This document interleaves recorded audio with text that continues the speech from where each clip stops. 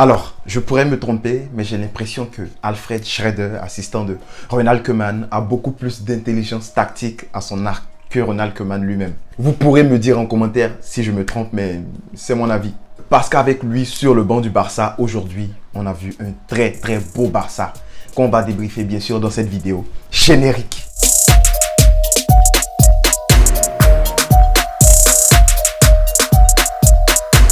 Aujourd'hui les gars, le FC Barça bat le Levante au Camp Nou avec 20 tirs. 20 tirs et à 12 tirs cadrés.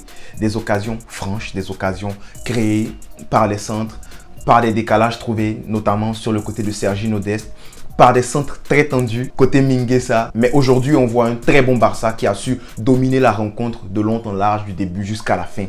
Et c'était très beau à voir. Côté possession, le Barça a 71% de possession. Du coup, faites les maths, 29% du côté de Levante. On parle de plus de 684 passes côté Barça. Mais aujourd'hui, pas de passes stériles vu qu'on crée beaucoup d'occasions. Occasion très franche, sauvée aussi par le gardien de but parce qu'il y avait un très bon gardien de but en face de nous, Aitor Fernandez. Alors aujourd'hui, les gars, le Barça a créé de nombreuses occasions. Mais si cela a été possible, les gars, c'est grâce à trois différentes sortes, trois différentes manières de se créer des occasions. Numéro 1, le Barça a créé des occasions avec des exploits individuels. Memphis Depay, Ansu Fati dont je vais parler plus tard, Serginho Dest, surtout Serginho Dest qui a été vraiment très explosif sur le côté gauche. J'ai l'impression que le côté gauche lui va à merveille parce qu'il est capable de repiquer dans le centre, tirer, combiner, faire des centres pied gauche. Serginho Dest a été très fort aujourd'hui franchement. Le Barça s'est aussi créé des occasions en trouvant en profondeur des joueurs. Notamment Memphis Depay qui a été trouvé en profondeur plusieurs fois par Busquets et par Nico Gonzalez. Dest aussi qui a été trouvé en profondeur, surtout sur le premier but où on voit Memphis Depay se retourner rapidement puis trouver Dest en profondeur. Dest alors qui entre dans le demi-espace de l'équipe adverse et on sait très bien qu'un joueur dans le demi-espace qui sait dribbler, qui sait faire des passes, qui sait centrer, qui sait combiner, c'est très létal, c'est très dangereux. On a vu ce qui s'est passé avec un très bon appel de Luuk de Jong, Dest qui le sert et puis ça fait but. Parlons de profondeur, Gavi aussi qui est trouvé dans la profondeur mais qui n'est pas un attaquant, qui n'est pas expérimenté non plus, qui téléphone un peu trop sa balle piquée, du coup le gardien a juste à étendre les bras puis prendre le ballon. Mais très bon Gavi aussi. De toute façon on va en parler pendant qu'on parlera des joueurs individuels. Mais aussi le Barça s'est créé des occasions en tirant de loin. Nico Gonzalez, on a vu qu'il n'avait pas peur de tirer de loin, il avait une très bonne frappe, un ballon un peu dévissé, légèrement dévissé qui sort vers la droite. Mais le Barça n'a pas eu peur de tirer de loin, notamment Coutinho aussi qui tirait de loin. Dest qui a essayé une fois aussi si je ne me trompe pas. Quel style de jeu le Barça a adopté durant ce match pour gagner? On a vu que le Barça a priorisé les attaques côté gauche, si je ne me trompe pas. Le Barça finit le match avec 16 attaques côté gauche et puis 9 côté droit. Dest qui a vraiment terrorisé Postigo sur le côté gauche, Miramon et Frutos aussi. En plus de garder la possession, le Barça est beaucoup passé dans l'axe. On a vu des combinaisons. Le Barça a aussi priorisé les petits jeux, les petites touches de balle, le jeu avec des balles courtes, ce qui a permis d'endormir l'adversaire et puis hop, de trouver en profondeur certains joueurs ou bien de trouver des décalages, de créer des décalages très facilement. Parlons des individualités maintenant, je vais commencer avec Memphis Depay qui a fait un excellent match, qui a été nommé homme du match selon certains sites web. Memphis Depay qui joue très bien dos vers le but, il se retourne. Je pense que c'est un peu la faute de Mustafi et de Postigo qui n'ont pas été vraiment très fermes défensivement. Memphis Depay qui se tournait sans problème, qui trouvait en profondeur d'autres joueurs ou bien qui combinaient, qui venaient recevoir le ballon. Memphis Depay qui crée un penalty et qui le prend, qui le marque et c'est très bon pour la confiance de Memphis Depay. Memphis Depay c'est 88 passes réussies, mais Memphis Depay le problème dans ce match-là, j'ai trouvé qu'il touchait un peu trop le ballon. Il y avait des occasions où il pouvait centrer du pied gauche rapidement, il ne l'a pas fait. Il y a même une occasion où je crois que Coutinho se plaint des multiples touches de Memphis Depay, mais bon allez, c'est bon pour la confiance ce but-là, c'est bon, il a fait un bon match. Dans l'ensemble, très difficile à défendre, très costaud physiquement, bon Memphis Depay. Alors Dest aussi qui fait un excellent match, Dest qui finit le match avec une très bonne note pour moi. Dest devrait être l'homme du match, hormis les buts, hormis les passes D. Dest devrait être l'homme du match pour son apport physiquement sur le côté gauche. Son apport, il a été époumoné, mais Dest a joué ce match-là en fait comme si c'était le dernier match de sa vie. Il percutait sur le côté gauche. J'ai l'impression que Morimon, il aura des cauchemars, il va voir Dest dans ses rêves. Parce que Dest a été très fort sur le côté gauche, franchement. Il a combiné avec des joueurs autour de lui, il a pris la profondeur, il a fait la passe décisive à Luuk de Jong, une passe qu'il faut vraiment être lucide dans le dernier tiers, dans l'entrejeu de l'équipe adverse avant de la faire, parce qu'il y a plein de joueurs qui n'auraient pas vu cette passe là, mais on a vu qu'avant de faire la passe là, il lève la tête, il regarde à droite, il voit pas de solution, puis il trouve Luuk de Jong dans l'axe et je trouve que Dest a fait un très bon match, très bon match, excellent match de Dest et c'est à respecter. Franchement, s'il pouvait aligner les matchs comme ça, je serais très content. J'ai l'impression que Dest, il est très percutant à gauche, il est beaucoup plus dangereux sur le côté gauche que sur le côté droit. latéral inversé aujourd'hui. Voilà, pour moi, Dest, homme du match, franchement, il m'a régalé dans le jeu. Alors, la doublette Gavi, Nico Gonzalez, les jeunes. Franchement, les jeunes m'ont régalé. Et si aujourd'hui, Busquets ne se fait pas trimballer partout dans tous les sens, si aujourd'hui Busquets ne se fait pas époumoner et souffler dans le match à cause de nombreuses contre-attaques de l'équipe adverse, oui, parce que les Levante, ils sont très bons en contre-attaque, ils marquent la plupart du temps sur les centres, sur des contre-attaques, des trucs comme ça. Si ça ne se fait pas, si Busquets ne se fait pas dribbler bêtement aujourd'hui, c'est grâce à qui? C'est grâce à Nico Gonzalez. Et je l'ai dit, je le disais même à la mi-temps, si Nico Gonzalez est là aujourd'hui, c'est pour permettre à Busquets de faire la relance librement. Parce que Nico Gonzalez s'est tapé des récupérations, s'est tapé des tacles, s'est tapé des courses. Voilà, Nico Gonzalez, très très solide, hein. Il bouscule facilement l'adversaire. C'est le type de joueur que tu lui donnes le ballon, malgré la pression, il est capable de se sortir de la pression, de te faire une passe, voilà, de trouver devant lui un soutien. Nico Gonzalez aujourd'hui aussi, c'était comme un appui pour les attaquants qui pouvaient le retrouver facilement et puis lui, il allait changer le jeu.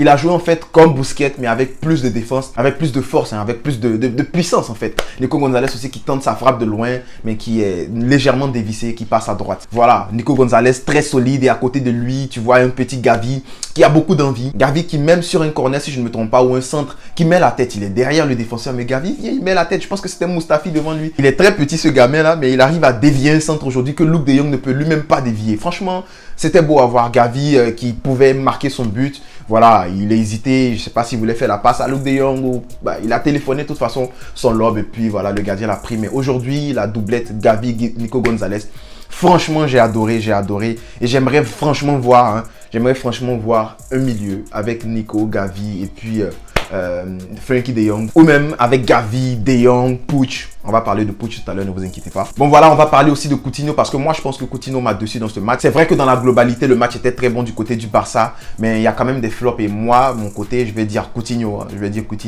Parce que l'équipe s'est gérée. Mais Coutinho, lui, il a pas fait ce qu'il fallait faire. Voilà. Il a fait quelques petits gris-gris de Brésiliens là, mais ça ne servait à rien parce qu'on n'en avait pas besoin. Je crois qu'il a éliminé un joueur, mais franchement, Coutinho, j'attends plus de lui. J'attends beaucoup plus de lui. Voilà, je ne vais pas lui taper là-dessus pour le moment. J'ai dit, je lui donne quelques matchs et je pense que la période de grâce va finir la semaine prochaine. Et il est sorti, je pense, à l'heure de jeu et lui-même, il sait que voilà, il n'a pas fait un bon match. Et c'est là que je respecte Schreuder parce que Schreuder a sorti Coutinho avant, je sais pas, avant la 80e minute et tout. Il a compris que ça n'allait pas, du coup, il fallait le sortir. Araro aussi qui est mis sur le banc, je pense que c'est normal, c'est pour le reposer parce qu'on a un match contre Benfica dans quoi, 3 jours. Du coup, il faut que notre meilleur joueur, notre meilleur défenseur se repose et voilà. Dernier volet, on va parler de la rentrée de Puig et la rentrée de Ansu Fati. Alors, Riqui Puig qui fait un bon match dans l'ensemble, un excellent match, je dirais même, qui est très libre, hein, il est libre, il tourne le ballon, il circule le ballon, il trouve les gens à droite, il trouve les gens à gauche. Il a même fait des récupérations aujourd'hui. L'arbitre ici faute sur le côté gauche, une récupération. Moi, je sais même pas. L'arbitre, il a vu quelle faute ici. Il a vu quelle faute, franchement. Voilà, il n'y avait pas de faute. Mais le petit Puig a très bien joué. Il a très bien joué aujourd'hui. Je me rappelle de cet enchaînement-là de Puig. En fait, s'il marquait ce but-là, en fait, il allait me lever de mon siège aujourd'hui. Voilà, parce que enchaînement, crochet, il entre. Il a juste à pousser son ballon. Mais voilà, je pense que c'est Mustafi qui vient pousser le ballon, qui vient jeter le ballon rapidement. Mais Mustafi, toi, il y a quoi? Tu n'étais pas excellent à Arsenal. On t'a demandé d'être excellent là-bas. Ça n'a pas été bien pour toi. Schalke 04, pareil. Mais tu viens enlever le ballon à Puig ici. Il fallait laisser notre petit Puig claquer son but. Puig a montré aujourd'hui à Ronald Koeman que lui, Puig, là, tu lui donnes du temps de jeu. Tu lui donnes un enchaînement de matchs, 2 matchs, 3 matchs. Il te sort des masterclass. Voilà. Merci, petit Puig. Et enfin, Ansu Fati. Ansu Mané Fati. Oh là là là là. Quelle ambiance quand il rentre, tu vois le stade l'applaudir, standing ovation, le stade acclamer Ansu Fati. Voilà, j'avais même la chair de poule. Du coup, il entre et on dit, bah, le commentateur dit, bon, on va voir ce qu'Ansu va proposer parce qu'il vient de blessure et tout. Première balle, Ansu Fati qui enchaîne des crochets, voilà. On dit, oh, voilà ce qu'il peut proposer le petit. Le petit était très tranchant aujourd'hui. Voilà, il a même essayé d'avoir un penalty. Je pense qu'il y avait une faute. C'est vrai qu'après, bon, il tombe et l'arbitre pense qu'il fake. Mais il y a eu contact. Il demande même à l'arbitre d'aller regarder la VAR. Mais il y a eu contact, l'arbitre n'a pas sifflé le penalty. Ansu se dit, ok, il n'y a pas de problème. Tu ne siffles pas le penalty, moi je vais trouver un but là. Et petite contre-attaque rapide, je pense que c'est Memphis Depay qui touche légèrement le ballon pour Ansu Fati. On voit déjà la confiance entre les deux joueurs, la combinaison qu'ils veulent créer, hein. Voilà, il trouve le ballon, Ansu Fati qui touche le ballon et compte favorable, léger compte favorable. Et ça, c'est parce qu'Ansu Fati, il a de l'envie, il a l'envie d'attaquer. Il attaque, on se dit, bon, Il y a Riqui Puig qui décale sur son pied gauche, sur son côté gauche. Il y a un petit décalage là-bas, il peut trouver Puig. Mais est-ce que Puig va pouvoir finir avec son pied gauche? Puig peut tirer avec le pied gauche, on sait, mais est-ce qu'il y aura de la puissance? Ansu Fati qui choisit d'aller tout seul, il se met sur son pied droit. Petit décalage, le défenseur bouge légèrement. Et puis Ansu Fati qui réussit à tirer. Le gardien est battu. Beau but, très beau but. But d'un attaquant, un but vraiment, le but était sublime. Le stade qui crie, je me suis levé de mon siège, c'était la folie à la maison, j'ai crié, ben voilà. Ansu Fati qui va saluer aussi le médecin, il va saluer, je pense, sa famille, si je ne me trompe pas. C'était beau, je crois que c'est son petit frère qui salue. Hein. Mais c'était très beau, franchement, Ansu Fati méritait largement ça. On se disait que voilà, il allait revenir faire quelques touches de balle pour la confiance, il allait revenir faire quelques touches de balle avec Memphis Depay, vous voyez, créer du jeu. Mais aujourd'hui, Ansu Fati cherche encore plus.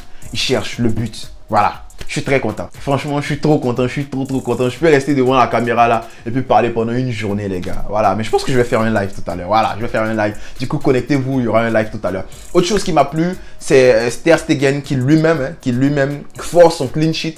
Parce que voilà, il y avait une erreur, si je ne me trompe pas, c'était l'erreur de Dest. Hein, ou il y avait une erreur, si je ne me trompe pas, je ne me rappelle plus de c'était l'erreur de qui. Compte favorable pour le joueur adverse. Je pense que c'était Marty.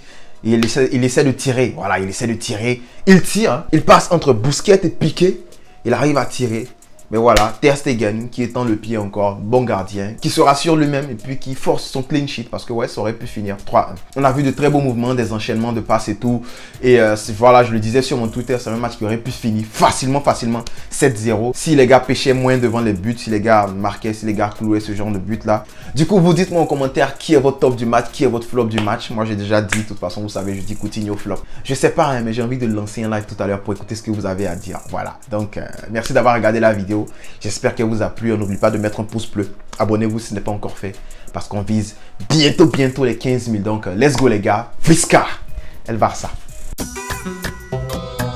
On a cherché le ballon. Et mangé le ballon. Catalan.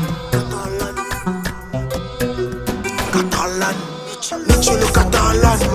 Nietzsche le catalan. Nietzsche le catalan. Nietzsche le catalan, Nietzsche le catalan, je répète, Nietzsche le catalan, Nietzsche le catalan.